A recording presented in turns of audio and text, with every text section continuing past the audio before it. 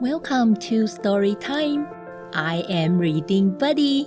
We bring you a story every week. Today we are going to read chapter 13, The Rescue. Oh, don't forget to stay until the very end and learn a Chinese phrase with Reading Buddy. Ready? Let's get started.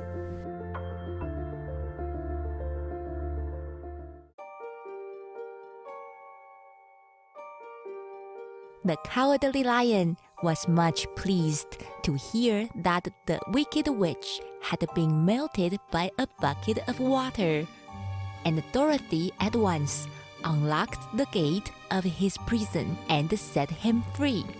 They went in together to the castle, where Dorothy's first act was to call all the Winkies together and tell them that they were no longer slaves. There was great rejoicing among the yellow Winkies, for they had been made to work hard during many years for the Wicked Witch, who had always treated them with great cruelty. They kept this day as a holiday, then and ever after, and spent the time in feasting and dancing. If our friends, the Scarecrow and the Tin Woodman, were only with us, said the lion, I should be quite happy. Don't you suppose we could rescue them? asked the girl anxiously. We can try, answered the lion. So they called the yellow Winkies and asked them if they would help to rescue their friends. And the Winkies said that they would be delighted to do all in their power for Dorothy, who had set them free from bondage. So she chose a number of the Winkies, who looked as if they knew the most, and they all started away. They traveled that day and part of the next until they came to the rocky plain where the Tin Woodman lay, all battered and bent. His axe was near him, but the blade was rusted and the handle broken off short. The Winkies lifted him tenderly in their arms and carried him back to the Yellow Castle again, Dorothy shedding a few tears by the way at the sad plight of her old friend, and the lion looking sober and sorry. When they reached the castle, Dorothy said to the Winkies, Are any of your people tinsmiths? Oh yes, some of us are very good tinsmiths, they told her. Then bring them to me, she said.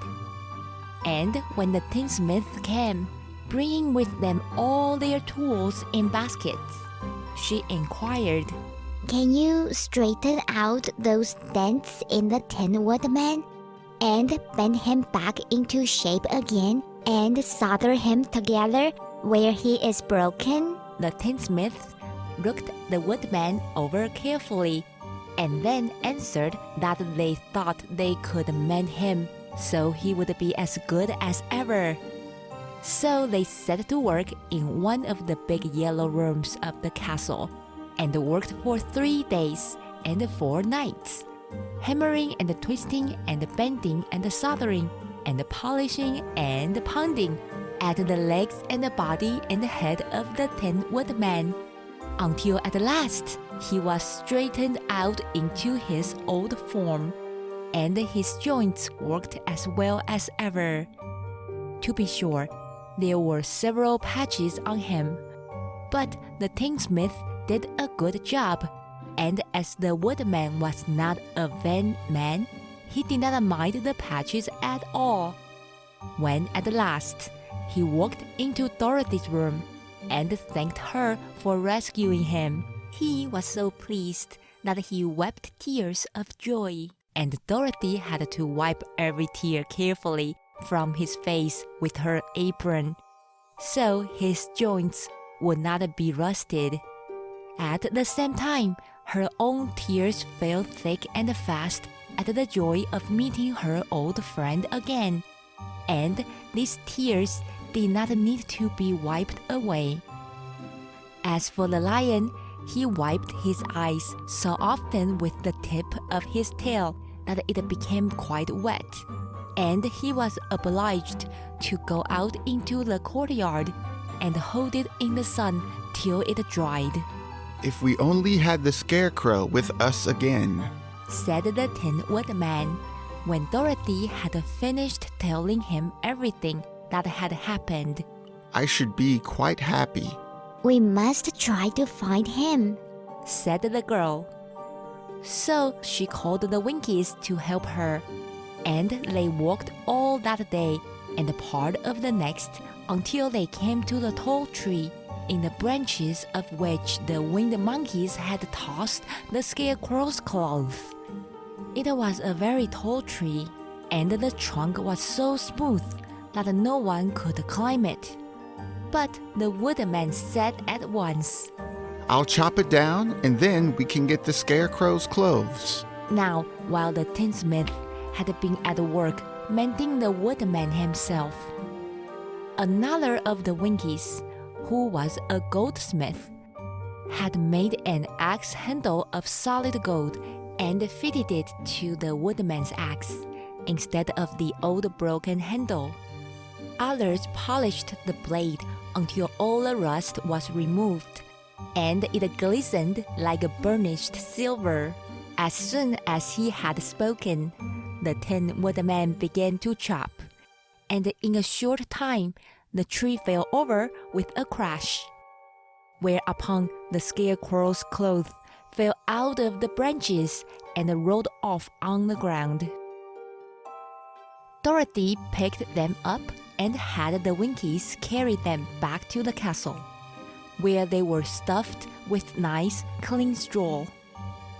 And behold, here was the Scarecrow, as good as ever, thanking them over and over again for saving him.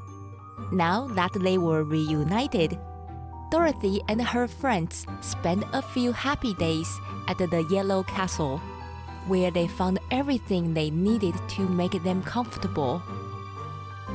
But one day the girl thought of Aunt Em and said, We must go back to Oz and claim his promise. Yes, said the Woodman. at last I shall get my heart. And I shall get my brains. Added the Scarecrow joyfully. And I shall get my courage. Said the Lion thoughtfully. And I shall get back to Kansas. Cried Dorothy, clapping her hands. Oh, let us start for the Emerald City tomorrow. This they decided to do. The next day, they called the Winkies together and bade them goodbye. The Winkies were sorry to have them go, and they had grown so fond of the Tin Woodman that they begged him to stay and rule over them and the Yellow Land of the West. Finding they were determined to go, the Winkies gave Toto and the Lion each a golden collar, and to Dorothy they presented a beautiful bracelet studded with diamonds. And to the Scarecrow they gave a gold-headed walking stick to keep him from stumbling. And to the Tin Woodman they offered a silver oil can, inlaid with gold and set with precious jewels.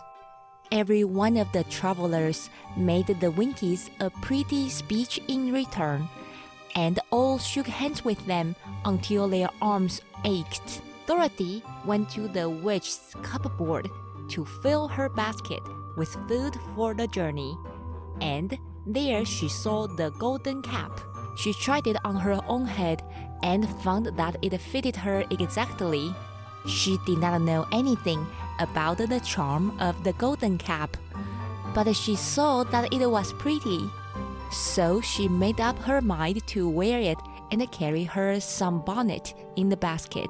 Then, being prepared for the journey, They all started for the Emerald City, and the Winkies gave them 3 cheers and many good wishes to carry with them.